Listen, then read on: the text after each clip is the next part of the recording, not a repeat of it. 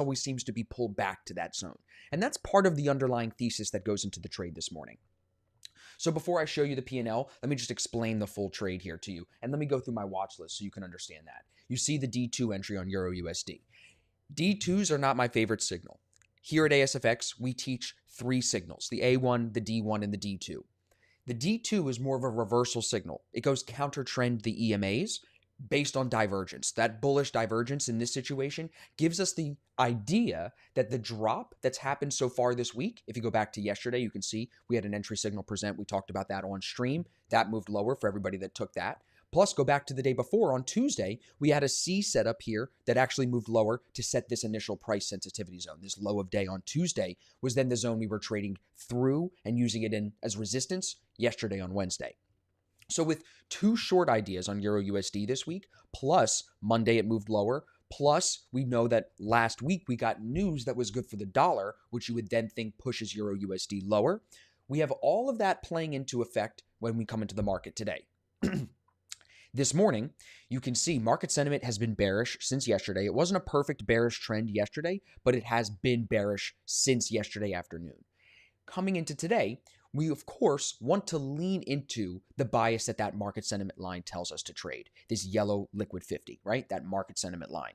We want to normally trade in the direction that tells us to trade, especially when it's been moving in that direction for multiple days. It's been moving to the downside. You know you have the higher time frames, short biased, so the bias makes sense. However, as we work through the checklist, we find bullish divergence on the bottom here this morning. Anytime we see divergence against the trend, so here it's bullish divergence against the short bearish trend that's happened overnight, that bullish divergence means one thing. Does not mean reversal. It does not mean go the opposite way right now. It just should mean to you, change. One word, change. So if you interpret that correctly, what you should see is we move down for 2 days, 3 days. We now have bullish divergence set in. That means there might be some change. The significant break is the 50 EMA, this blue line in here. When we break that 50 EMA once last night at 3 a.m., that tells me change of bias might happen. The bias being short, now with divergence and a break of the 50, we start to get a change in that bias. When we confirm the low of day off that divergence line here at about 445 and come back up through the 50, that's where I got interested to see this potentially rise towards the 200 EMA. Not only is the 200 EMA up there, but as you can see, we have a magnet, if you would call it, a sensitivity zone from Tuesday's low. That was support, clearly broken, and now resistance. So as we trade up to it, I've been taking profit at 1.5 R. I took more off right here at the 200 EMA because I know it could hit this zone and continue down and actually finish the day lower because market sentiment today is bearish. So this easily could come back down and finish the day lower. That's why I closed like 75% of the position and my stop loss is locked. So here's the P&L. Now I have 2 positions here. The first position, I was basically splitting my risk 50-50. I traded this as a C setup and I split my C setup risk just between 2 entries. I was being very conservative. I took the first position, half of a C setup risk. Then as it started to move in my direction, I took another entry, making it that full C setup risk. Remember, A setups are always going to get more risk than C setups. So here, first position, 118.52.6. I closed that to close 50% of the trade at 118.65. If you look over here, 118.65 was just over 1 R for me on this position. So just as we're pushing up off the 8 EMA, it's doing what I anticipated to do. That's where I took half the trade off because I'm not going to be greedy. It's NFP Friday tomorrow. I'm up on the week from yesterday's small win. I want to make sure I'm not losing any money this week. I'd rather have 2 small wins than 1 win and 1 loss. So I'm taking profit here. I didn't lock my stop yet. Oh, no, I did. I'm sorry. I'll show you in the 1 minute. I did lock my stop there. And then I let the rest of the position run. You can see I closed more of it. This second entry at 53, it's just 1 pip higher. I closed some of that position here at 72 and 71. So from there, as this pushed up, 71 is right here as we're near the 200 EMA, and then 72 is right here as we're near the 200. Now, I still have a piece of this trade on. My entry, like you saw here, is at 118.53.9. Current price is 118.75.5. So I'm still holding a piece of the trade. My stop loss is locked, and I'm going to let it run as much as it wants to run, holding the 8 EMA. When I take D2 trades, I really am always quick to get out of them if they break the 8 EMA. Here, since it's broken the 50 EMA for the second time, it's held the 8 EMA all the way up now to the sensitivity zone. So at most, you're risking 10 to get 24. Now, the 10 pip stop loss is here just because I knew that if I took the position off the 8 as it was retesting the 50 EMA, we broke it, retested it as we're coming off of that. If this was to come down and break the 8 and break the 21, I don't want the trade. So the 10 pip stop made sense to me because I knew I could get 2R to the 200 EMA. You see that? 2.0 because it's 20 pips to the 200. So I'm like, okay, that's good risk reward. I just want 2R. I know it shouldn't break the 8. I'll get out of it before it hits me at the 10 pip stop if I have to. And then I know in my head, I'm closing at R multiples and I'm rocking this thing to the top. Now, I closed at 1R because like I said, I'm treating this like a C setup. D2 setups are my weakest of the 3 signals that we trade at ASFX. So I always am a little bit more conservative for it just to make sure I'm not losing any money. Now, the entry is not on the 15-minute. The entry comes on the 1-minute as structure holds what we would almost call a D1. So you can see prices moving higher. You can see my entry is marked, and you can see my stop loss locked in profit is also marked. Where I closed 50% at 1R and where I locked the stop is also marked. So if we go back this morning just a little bit further than where the entry is, you'll actually see here bullish divergence. If you go from the RSI low at 115 into the 3 o'clock price action low, 230 price action low, you've got a divergent bottom here. That divergent bottom, follow me here, everybody. Don't get lost here. That divergent bottom, if we sync that up on the 15-minute chart, let me just show you here. Sync up this white line. Good morning, Tim. Look where that white line is. See it right here? This white line on the 15-minute chart. Can you guys see that? Yep, right next to me is this white line right here. So the divergence on the 1-minute happens at the same point that we have the divergence set on the 15-minute. So we have 15-minute bullish divergence and 1-minute bullish divergence. When it then retests that level here on the 1-minute, if I draw let me just draw a circle here. If I draw a circle, that's our high or low off the divergence line on the 1-minute, which now it kind of looks like what we want for structure to continue up. That happens right here on the 15-minute in this orange circle. Now on that retest of the 15-minute divergence line. So that was all before I woke up. I didn't do anything with that. That just sets up the trade. You have the divergence, you have the high or low. Then we look for market sentiment to get into the buy zone, which it does right here at 518. That's just as I was waking up, just as I was getting to the desk. 518, it pulls itself into the buy zone. And then I'm watching this thing hold the 50 EMA here around 6 o'clock and continue to rise, keeping market sentiment in the buy zone. And because of my back testing, I'm looking at this like a D1. It is a D2 on the 15-minute.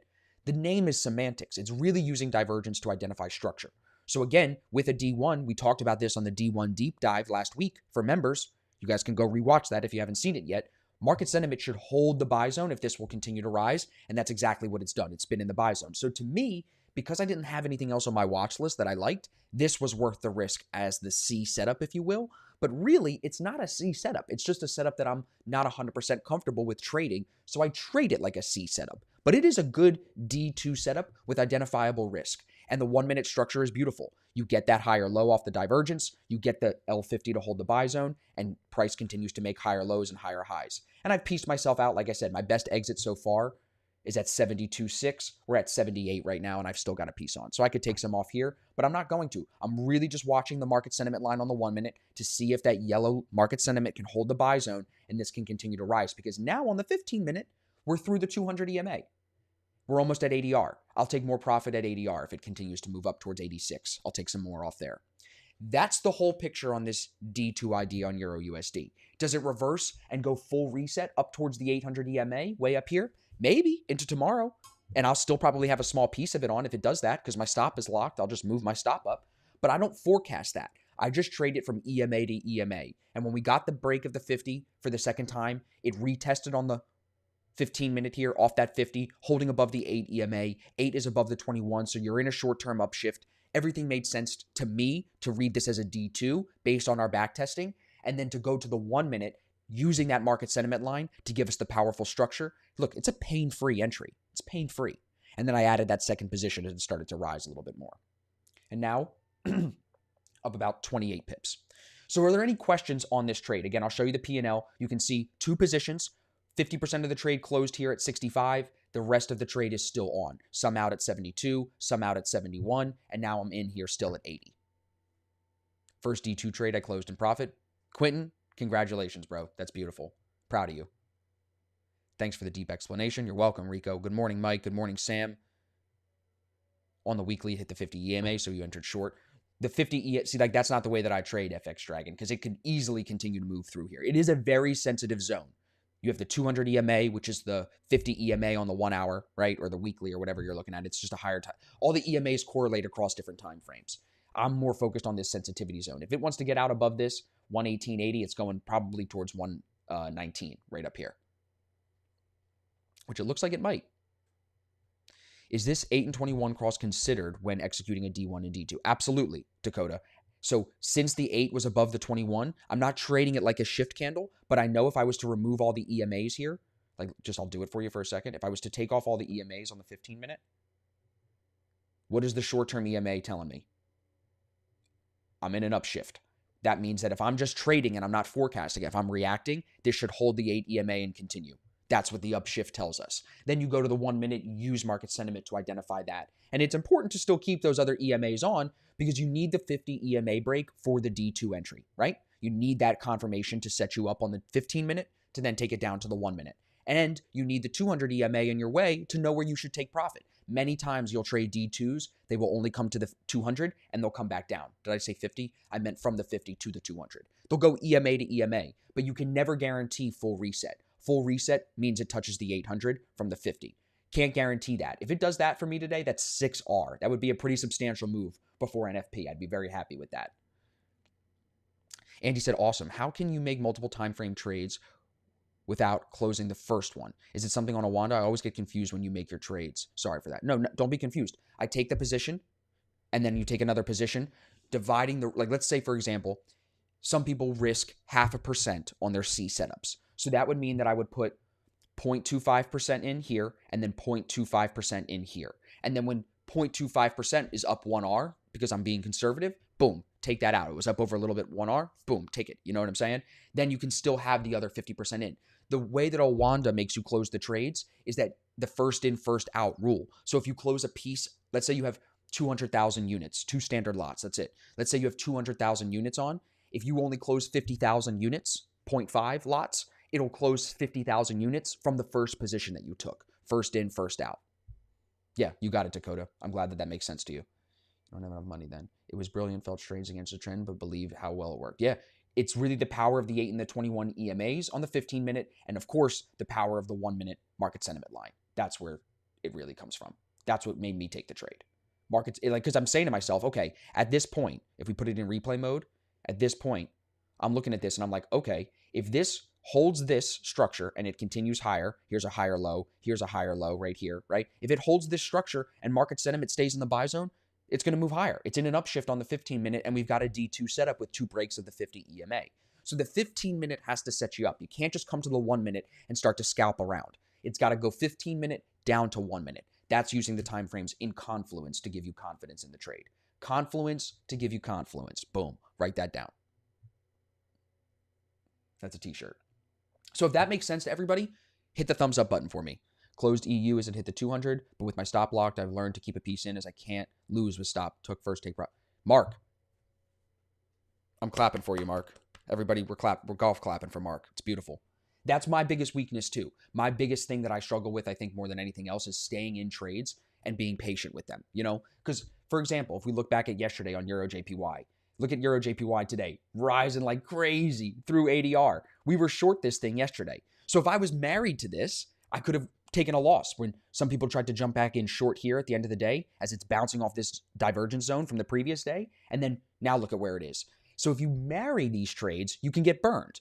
But it's different to marry a trade and throw a bunch of ideas, throw a bunch of trades into it versus locking your stop and just shut the fuck up and be patient. It is so hard for us. But as you get more experience, it does get a lot easier. And this goes back to what I said yesterday.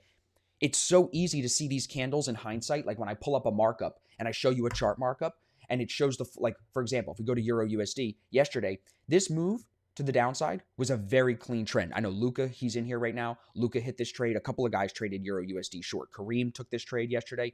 That's 3R. You would look at this and think, wow, that's so pain-free. It doesn't even go to your stop. It does not. You're right.